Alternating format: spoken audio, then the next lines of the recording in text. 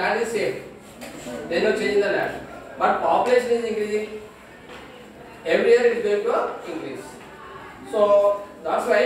So according to increasing population, how can we improve? By following different methods. So here some methods are given. Increasing the area of cultivated land.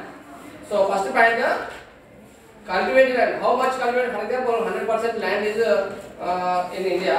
In that 35% we are cultivating. Remaining is for agriculture, other purpose like industries, domestic purpose, and roads.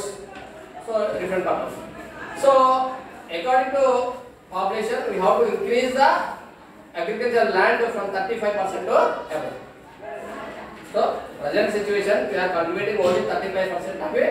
35% of land only we are utilizing for agricultural purpose. So we have to increase that one. Next, increasing production in the existing land.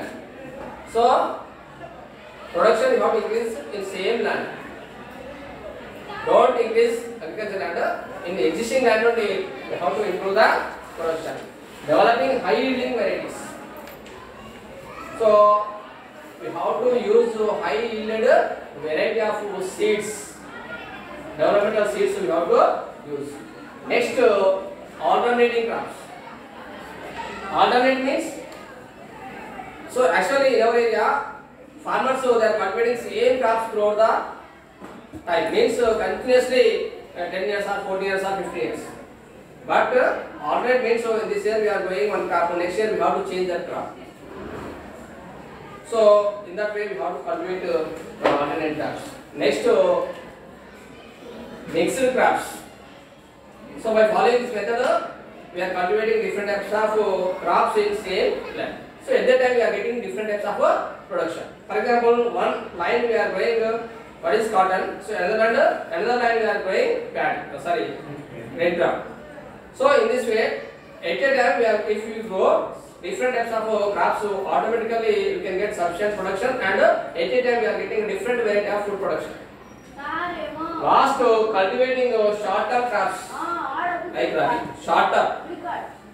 So long-term means it will take minimum 6 months above. One year. Crops which are taking above 180 days, so they are called long-term crops. Crops which they are taking below 180 days, so means equal to 100 days, so they are called short-term crops. Rabi, what is rabi? Which we are growing in the winter season. So now it is a rabi. This is rabi season. So first onset of rainy season. So we are cultivating crops, so that they are called kharif season. Okay. So in this way, mixed crops, cultivating short-term crops like rabi. To get high yield, 3 types of. So which we discussed in previous section. So there is a high yielded. So we have to use high yielded varieties crops. To get high yield, 3 types of methods are being used. So which we discussed in that all methods. So only we are selecting one method. That is we have to select high yielded varieties. So to get high yield varieties, there is a 3 types of methods are there. So improving high yielding varieties, using high yield management methods, crop production management. So these are 3 different steps. What are that? Improving high yielding varieties. So we have to, in our crops, so in our field we have to improve high yielded varieties. So already you know, in one plant if you grow one type of crops, so different types of plants, so they are giving different types of variety of food, different quantity of food production. చూస్తాం మనం కొన్ని కంకులు చూస్తే ఎక్కువ ఉంటుంది వాళ్ళు అంటే so they are from that which plant giving high quantity, so we have to select that one. So from that seeds, so we will grow next crop. So that in that way we are improving high yielding varieties. Next, using high yield management methods, management maintenance methods, highly developed methods we have to follow by high yielding varieties. Crop production management. So we are continuously we are doing very hard work to get good production. So it is one part. So remaining important part is crop production. So production is very important. So we have to practice this at the time of harvesting. Continuously you are doing hard work to get good production. So at the time of ending, if you are not taking care about the production, total it will go to collapse. Understood? So that's why crop production management also very important in improving food production. Some questions are being used. Improving high yielding varieties using high yield management methods, crop protection management.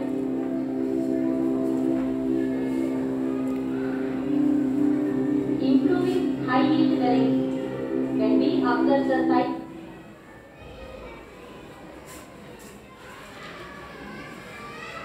So first step, how can we improve high yielding varieties? High yielded varieties.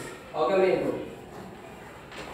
When we observe the size and color of maize, some seeds are small with yellow color and some are large with white color. The white colored large ones are hybrid variety. So in size, which is a small size, which is a, so by doing this agriculture, we are getting variety of grains. So in that grains, some are large size, some are small size. So which we are finding large size, they are high yielded varieties. Which we need means which they give large quantity. So then throughout the crop, in our field only we have to select, we have to improve these high yielded varieties from not anywhere else. add color of grain. Some seeds are small with yellow color and some are large with white color. The white colored large ones are hybrid varieties. They give high yield.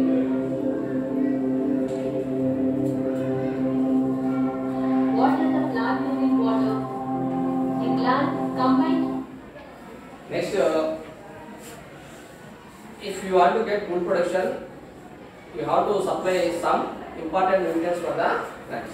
So along with the nutrients, one important thing is water.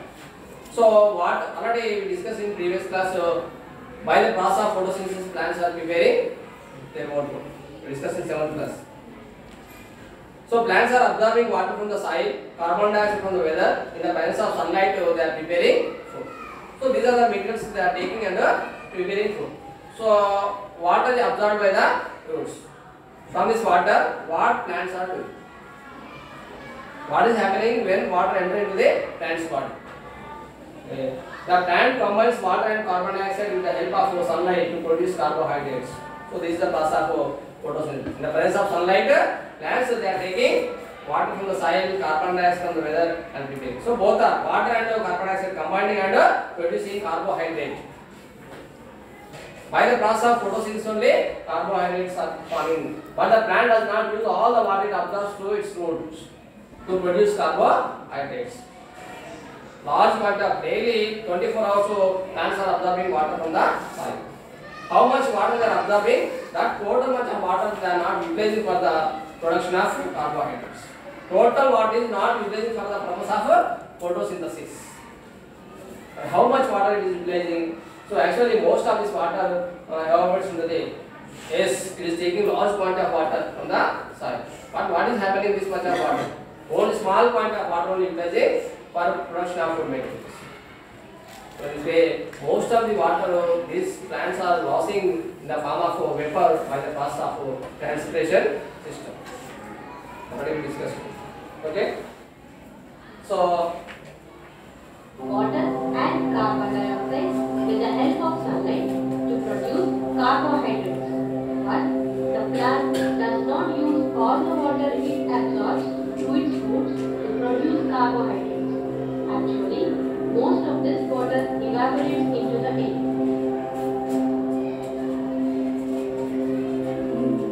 Activity. Take a polythene bag. Cover the.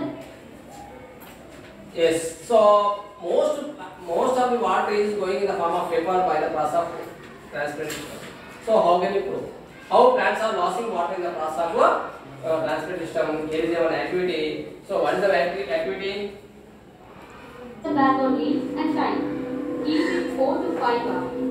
Now, observe. You will be able to see how much water a plant releases in the air. It is estimated in that. Yes.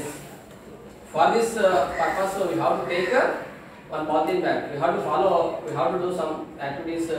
First, we take one polythene bag and select one plant which is growing in the sunlight. Select one branch and cover with the polythene bag and tie with thread. Leave it for 2 to 3 hours or 4 to 5 hours. After 5 hours, so if you observe that polythene bag inside, you can observe small droplets are formed.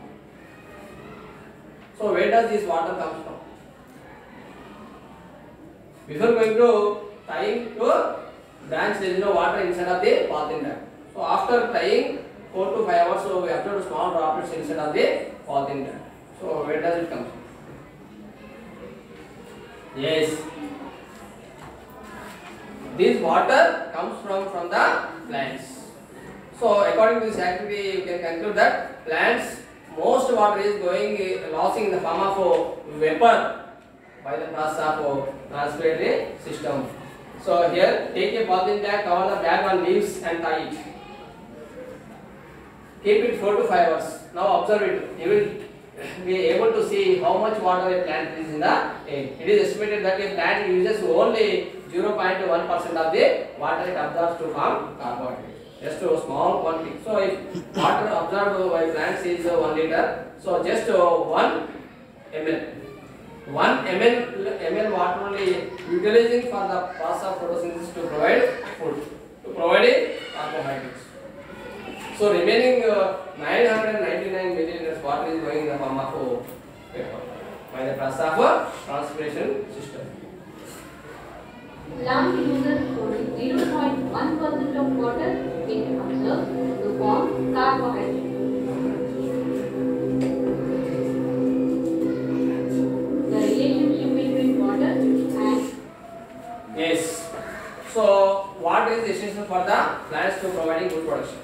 So what is the relation between plant food production or crop yielding and water? So providing water only we are getting sufficient. So we have lot of water. According to water, if you provide a large quantity of water, at the time can we get large amount of food? No. Yes, plants cannot absorb nutrients like S. So roots are absorbing water from the soil. So along with water and carbon dioxide, plants they need some other nutrients. So that nutrients are in the form of minerals. So these minerals are always in the form of solids. But how can they absorb from the roots? Plants are absorbing these nutrients from the roots in dissolving position of water. So whenever these minerals are dissolved in the water, these minerals are absorbed along with water through the roots. In that way, plants throughout the body, these minerals and water supplying and getting converted to carbohydrates. Plants cannot absorb nutrients directly from soil. So nutrients are in the form of solids. What are the nutrients? Minerals. What are the minerals? Important nutrients? Nitrogen, potassium, phosphorus. So these are always in the form of solid in the soil. But how can plants absorb these minerals in the form of solid? Can they absorb? No. These minerals has to dissolve in the water. So when these minerals are dissolved in the water, then only they are absorbing these minerals through the water. That's why first these minerals are dissolving in the water. So only the nutrients that dissolve in water is absorbed by the roots of the plant. So paddy requires more quantity of water. So according to this, always they need large quantity of nutrients. That's why they need large quantity of water. Always we have to supply water for the crop. So we have to maintain some storage of water in the crop of paddy. Most of the farmers of our state cultivate crops like paddy, sugarcane, irrespective of proper availability of water.